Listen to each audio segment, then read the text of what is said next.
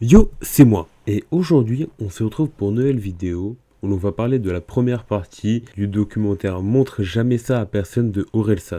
Numéro 1 dans le rap, c'est pas mal. Pour un mec de province. Si je vous disais que pour un mec un peu paumé, c'était impossible de remplir les plus grandes salles de France, de faire des centaines de millions de vues. Mais que moi, j'y ai cru dès le début.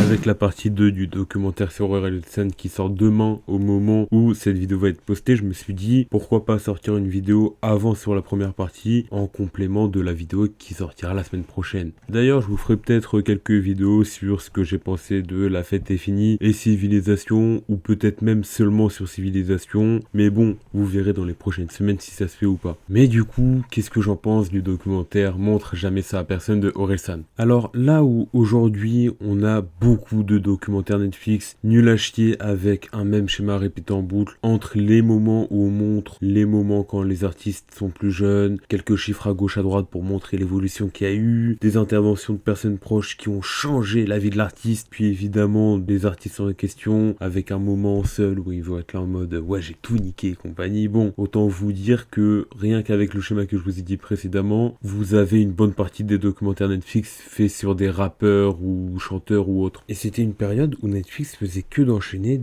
les mêmes documentaires en boucle, juste avec des artistes différents. On avait eu Big Flo et Oli, Gims, Blackpink, en tout cas ils faisaient que d'enchaîner les mêmes documentaires en boucle et ça me faisait vraiment chier. Et là d'un coup, il y a eu Prime Video qui s'est ramené, sorti nulle part, et ils nous ont balancé le premier trailer de Montre jamais ça à personne sur Orelsan. Et vraiment ce premier trailer, mais quelle claque! Bon, en soi le trailer il avait rien de ouf, mais il a réussi à tellement me hype, et vraiment il y avait tout pour que le documentaire réussisse. Déjà à commencer par le fait que ce soit réalisé par le frère d'Orelsan qui a tout filmé depuis ses débuts de carrière jusqu'à maintenant, avec de vraies images d'archives qu'on a vues nulle part ailleurs et des anecdotes de fous furieux. Mais aussi parce que, par exemple, je vous l'ai dit précédemment avec les documentaires Netflix, mais ils allaient juste chercher des personnes à gauche à droite sans réelle importance entre guillemets, mais là on va avoir de vraies interventions utiles avec des personnes qui le côtoient depuis toujours. Déjà à commencer par son groupe de toujours avec Scred, Abla et Gringe, mais aussi avec les directeurs de sa maison de disques, des artistes avec lesquels il a fait des feats, mais aussi avec des gens de sa famille, surtout avec sa mère qui va apporter un point de vue plus extérieur à tout cela qui est adorable, même si bon, il y a quand même certaines personnes où on se demande qu'est-ce qu'elles font là. Par exemple, pourquoi Squeezie? Enfin, ok,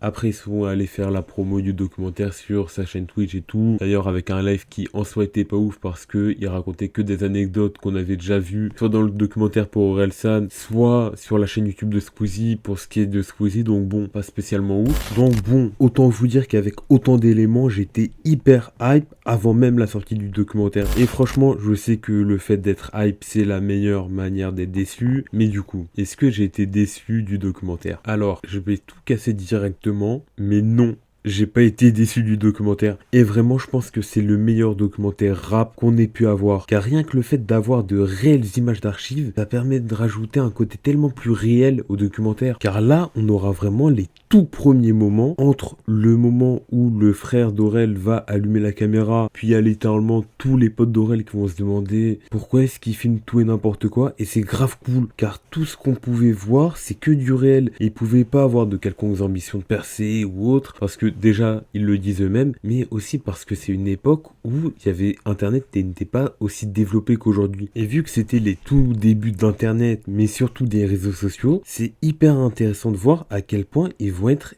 hyper précurseurs. On peut le voir avec le premier épisode, les premières minutes, où dès qu'il y a Clément, le petit frère d'Aurel, qui déballe la caméra, Aurel il dirait « Ouais, ça va être cool pour Internet ».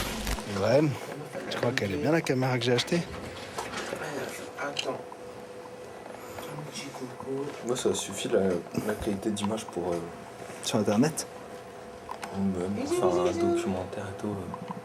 La qualité d'image, à part dans les vrais trucs, quoi, dans les vrais documentaires de TF1. Et aussi, ça permet d'avoir un autre point de vue sur les nombreux événements qu'il y a eu sur la carrière d'Orelsan. L'exemple le plus flagrant, c'est d'ailleurs la plus grosse polémique d'Orelsan, je pense, jusqu'à maintenant. C'est toute la polémique qu'il y avait eu sur sa chanson Sale pute. On va voir que lui, au tout début, il en avait rien à foutre. Puis c'est petit à petit qui va s'en rendre compte de la connerie, puis on va voir que ça l'impactera, mais d'une manière trop grosse. Mais vraiment, ce qui est plaisant aussi avec ce documentaire, c'est que ça permet de mettre en valeur les gens de l'ombre. Et évidemment, en disant ça, je pense surtout à Scred, où on se rend compte que c'est vraiment la personne ayant les décisions les plus décisives dans la carrière d'Orelsan. Entre le fait qu'ils disent clairement à Aurel et Gringe de se bouger le cul et de prendre le rap au sérieux après avoir été à Paris avec Ablai, étant donné qu'il a posé une prod pour Booba, ou encore le fait le plus marquant aujourd'hui, je pense, c'est le fait d'avoir forcé la maison de disques de sortir Basique comme single de l'album La Fête est finie, et vraiment c'est le meilleur choix qu'ils auraient pu faire. Mais aussi le documentaire est vraiment cool grâce aux différentes interventions des différentes personnes, comme je l'ai dit avant, qui permettent de rajouter une vraie plus-value avec plein d'anecdotes sorties à gauche à droite. Entre le fait qu'on va apprendre que à la base des bases, Aurel et Scred voulaient être un duo de producteurs comme les Neptunes, que Aurel s'est fait défoncer pendant un concours de freestyle organisé par Booba. Et d'ailleurs, je peux vous assurer que après la sortie du documentaire, tous les médias rap, ils étaient hyper bien pour la semaine. Ils nous balançaient toutes les anecdotes qu'on avait déjà vues dans le documentaire sur leur page. Ils étaient trop bien. Mais en plus de ça, ce qui est bien avec le documentaire, c'est qu'il se concentre pas que sur ce qu'Aurel ait pu faire, mais il se concentre sur tout ce microcosme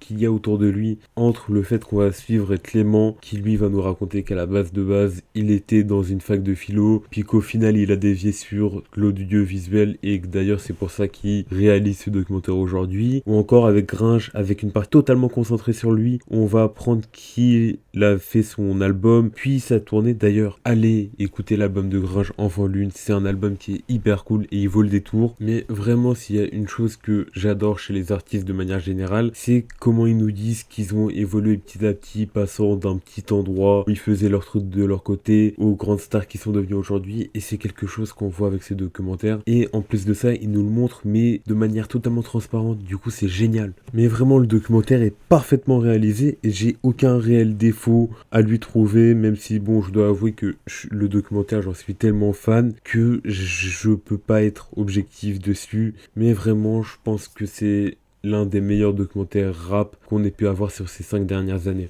Bon, c'est la fin de la vidéo, n'hésitez pas à liker, commenter, partager, puis abonnez-vous pour de prochaines vidéos. On se retrouve la semaine prochaine du coup pour la deuxième partie de Mon Jamais Ça Personne, et voilà quoi, allez ciao.